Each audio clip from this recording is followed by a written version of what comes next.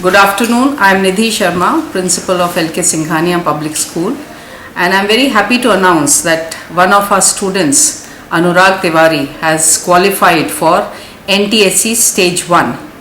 Now, what is NTSC? NTSC is a national level exam for students of class 10th, and as the name suggests, it is at national level. However, the first stage is conducted by the state, and if Anurag qualifies for the stage 2, he becomes a pride of the nation. More than the scholarship that you get from the government of India, that itself is a very creditable achievement, but more than that, it is the pride and honor of being called a NTSC scholar.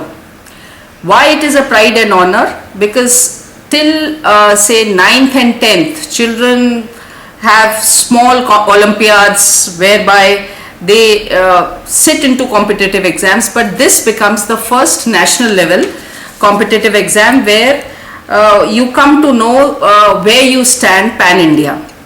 And the fact that Government of India, NCERT recognizes it, it becomes even better.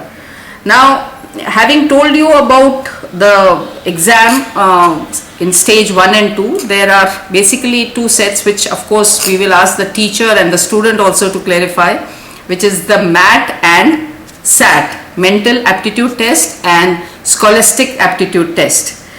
And though the exam is conducted for the 10th standard students, but the preparation begins from 9th. So I would like right now the 9th standard students to get serious if they wish to qualify for stage 1 next year. And the few things that children should aim at to crack the NTSC, both stage 1 and stage 2 is, one, as I said, it's a pride and honor because it is a recognized certification by the Government of India. You get scholarship throughout, that is from your 11th to your post-graduation, and that scholarship is quite a decent amount. Then you get an increased confidence that you have become an NTSC scholar, and most of the public and private enterprises, they value the NTSC scholars. There are seats reserved for them. Further, if you want to go for higher universities, higher education, there also seats are reserved for NTSC scholars. So right now, on behalf of all students and teachers of the school, one, we are very elated. Our student Anurag Tiwari is on the threshold of becoming an NTSC scholar. To him and to so many others, I would like to say that do not rest till the time you achieve it. And I'm sure this will inspire many of my students, especially in the 9th and 10th, to take NTSC seriously, because yes, there is scholarship, but there is pride and honor, which is to be valued more. Thank you. God bless. Good morning to all of you. It is a moment of pleasure that our school student, one is Anurag Tiwari, son of Sri Anil Tiwari, who cleared that NTS exam in that first round, that is that mental ability test. Last year also, one is Bhavesh Tanan, who has completed this first round in that NTS examinations. So, it is that one kinds of spirit which way we are instructing to our students as per our NCERT syllabus is concerned. So all the students, they should participate in the class 10th exams, and they have to appear and got that opportunities to get that any kinds of positions. This year Anurag Tiwari has secured that 410 ranks, basis all Rajasthan rankings. They will secure these positions. Thanks to all of you. Good afternoon everyone. मैं अनिल तिवारी, अनुराग तिवारी का father, और PGT chemistry LKSPS Singhania public school में मैं इस समय कार्यरत हूँ। और बच्चे को NTSC क्रैक कराने के लिए ये सबसे ज़रूरी है कि आप लोगों को 9th से ही बच्चे को इसके लिए लगाना पड़ेगा, क्योंकि 9th और 10th दोनों के फुल सिलेबस एनटीएससी में अवेलेबल हैं, आते हैं।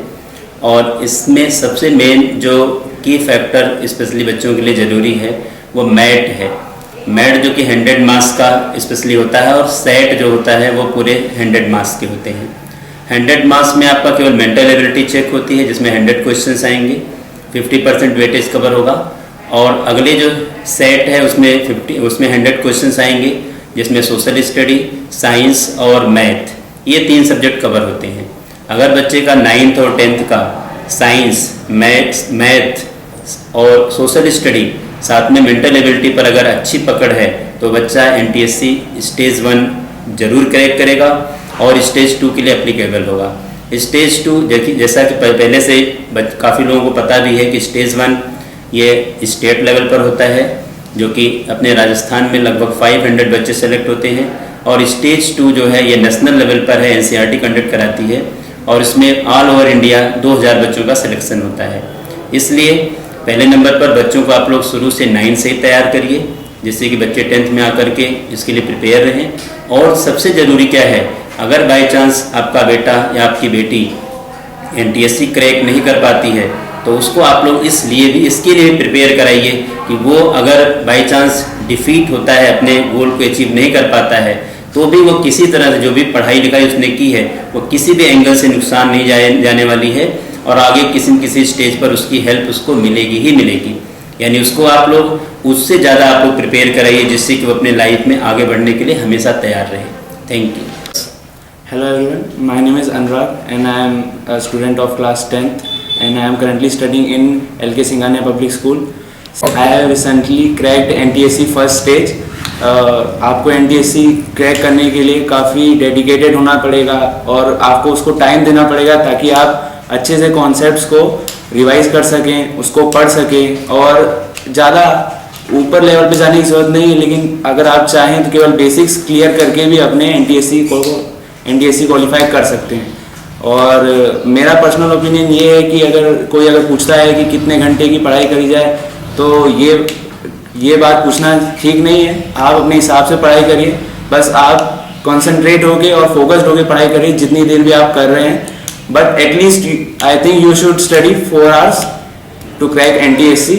और आपको NTSC का जब एग्ज़ाम देते हैं आप, तो आप 2 घंटे आपको बैठ कर फोकस्ड रहकर एग्ज़ाम देना पड़ता है। तो उसके लिए मुझे लगता है कि 4 घंटे तो आपको कम से कम पढ़ना चाहिए ही, ताकि आपकी एक हैबिट रहे कि आप उधर एग्ज़ाम में बैठ के कूल माइंडेड सारा काम आसानी से कर सको, आप क्वेश्चन सॉल्व कर सको। ये नहीं हो जाए कि आपको आदत ही नहीं बैठने की और आपको एकदम से 2 घंटे बिठा दिया और आप बिल्कुल मतलब आ ही नहीं रहा समझ में कि अब करना क्या है।